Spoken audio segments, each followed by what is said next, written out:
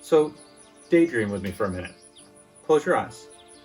No, really, close your eyes. It's fine, no one's watching. Envision yourself on your farm, on your land. What does that look like? Who's with you? What are you raising?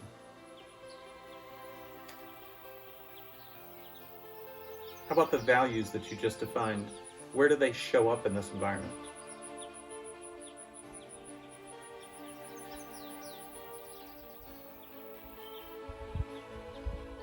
Okay, you can open your eyes. Did you feel that? There's power in your dream.